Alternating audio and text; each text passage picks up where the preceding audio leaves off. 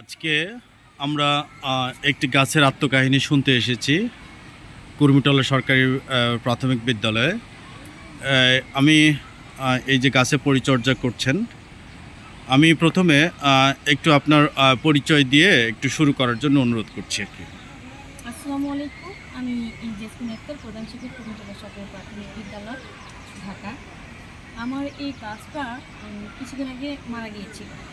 তো আমি গাছের তো প্রাণ আছে, এটা জগদীশচন্দ্র বসু, বিজ্ঞানী জগদীশচন্দ্র বসু সেটা আবিষ্কার করেছেন এবং আমরা বিশ্ববাসীও জানি গাছ মানুষের মতো আদর ভালোবাসা সব কিছু বুঝে।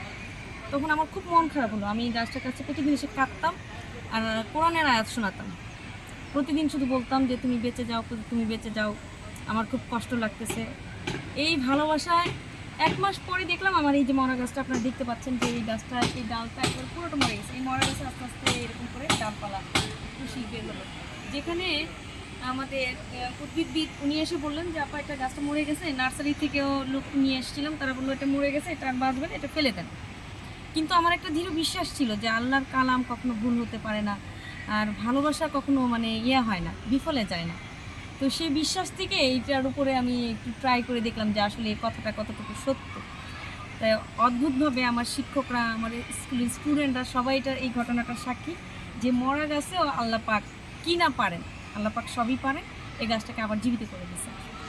আচ্ছা, তো এইখান থেকে আপনি কিভাবে উদ্বুদ্ধ হলেন যে আসলে এই গাছ কি এখানে পরিচর্যা করবেন, গাছ পরিচর্যা করলে এটা বেঁচে উঠবে, উদ্বুদ্ধ হলেনটা কিভাবে? আসলে গাছের প্রতি ভালোবাসাটা ছোটোবেলা থেকেই ছিল, কিন্তু শায়েখ সিরাজের বিভিন্ন প্রোগ্রামগুলো দেখে, যে কৃষি দিবানিশি এইসব প্রোগ্রাম দেখে গাছের প্রতি আমার মায়া মমতাটা আরও বেশি বেড়ে গেছে। এই জন্য স্কুলের ছাদে ভাবলাম ছাদটা তো পড়ে আছে, ছাদের মধ্যে একটা বাগান করলে কেমন হয়। সেই থেকে ছাদে বাগান করা। আর একটা ওয়াজে শুনেছিলাম যে মৃত যদি গাছপালা অথবা রুগী এদের কাছে যদি কোরআনের আয়াত শোনানো হয় তাদেরকে প্রতিদিন, তাহলে কোরআনের আয়াত শোনার জন্য, আল্লাহর কালাম শোনার জন্য নাকি জি, যে কোরআনের আয়াত শোনার জন্য, আল্লাহর কালাম শোনার জন্য গাছের জীবনের প্রতি মায়া বেড়ে যায়। তখন গাছ নিজেও চেষ্টা করে। মানুষের ক্ষেত্রেও কিন্তু তাই হয়। কোনো মানুষ যদি নিজে বাঁচতে চায় তাহলে দেখা যাচ্ছে এই রোগ থেকে যত বড়ই অসুখ হোক না কেন সে সার্ভাইভ করতে পারে। এটা কিন্তু বৈজ্ঞানিকভাবে প্রমাণিত। গাছের ক্ষেত্রেও তাই হয়েছে।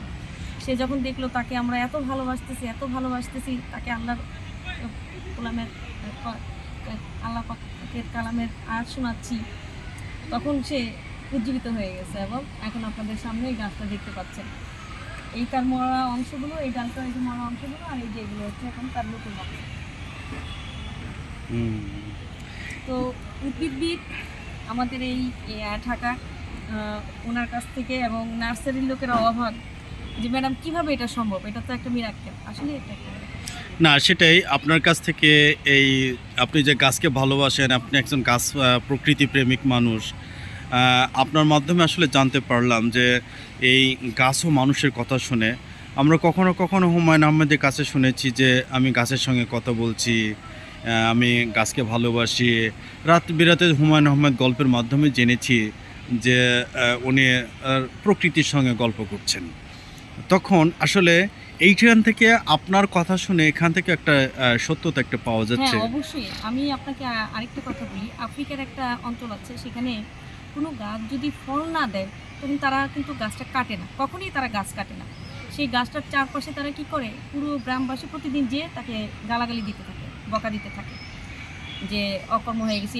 তো ওই গাছ মনের দুঃখে সে নিজে নিজে মারা যায়। আচ্ছা, সে কখনো ওই এলাকার লোকেরা কখনো কোনো গাছ একবার রোপণ করলে সে গাছকে তারা কি করে, কাটে না। আমরা যেমন কোনো গাছ ফল না দিলে আমরা কেটে ফেলি, যে এটা আগাছা, এটা কেটে ফেলি করে, কিন্তু তারা তা করে না। এর থেকেও কিন্তু প্রমাণ হয় যে গাছ আসলেই মানুষের মতো, তারা দুঃখ, কষ্ট, বেদনা সব কিছু অনুভূতি তাদের সব আছে।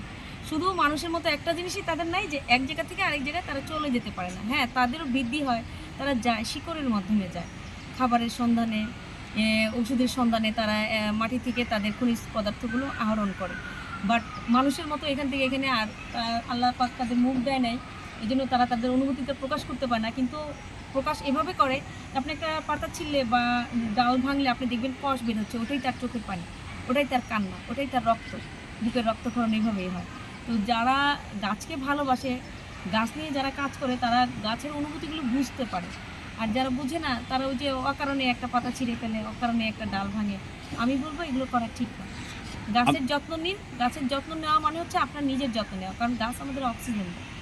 আচ্ছা, গাছের মাধ্যমে আমাদের পরিবেশ বেঁচে ওঠে। জি, আপনাকে অনেক ধন্যবাদ। আমার আপনার সাথে কথা বলে আমার মায়ের কথাও মনে পড়লো।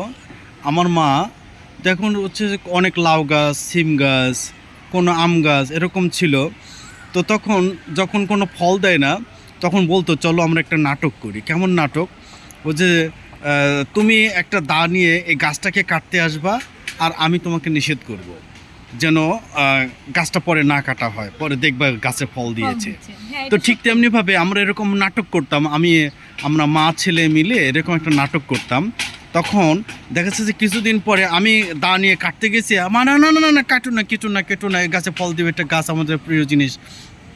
পরে দেখা যাচ্ছে কিছুদিন পরে ওই গাছ থেকে এই গাছ ফল থেকে এসেছে। ফল আসছে। এইখান থেকে আসলে তখন আমরা কিন্তু না বুঝে না জেনে আমরা কাজটা করেছি, কিন্তু এইখান থেকে আপনার কাছ থেকে মনে হচ্ছে যে আসলে এটা একটা সত্যতা কিরকম কিছু একটা রয়েছে। গাছ আসলে মানুষের ভাষা বুঝে, ভালোবাসা বুঝে, আদর বুঝে। আচ্ছা, এইখানে আমাদের বেশ কিছু ভিউয়ার রয়েছে, তাহলে আপনি কি মানুষের উদ্দেশ্যে প্রকৃতির যে প্রেমিক আপনি, এটার সম্পর্কে কিছু কি বলবেন? হ্যাঁ, আমি সবাইকে বলবো, আমার আপনার যারা ভিউয়ার্স আছে তাদেরকে এবং অন্য মানুষদের বলবো, আপনারা যেখানে একটুখানি জায়গা পান একটা টবে হলে একটা গাছ লাগান, আর অকারণে কোনো গাছ নিধন করেন না। যদি একটা গাছ কাটেন 3টা গাছ লাগান, 3টা না পারেন একটা গাছ কাটলে একটা গাছই লাগান। সেটা হোক আপনার গ্রামের বাড়িতে, হোক থাকাতে, আপনি যেখানে বসবাস করছেন সেটা বারান্দা হোক, বারান্দাতে রাখতে পারেন।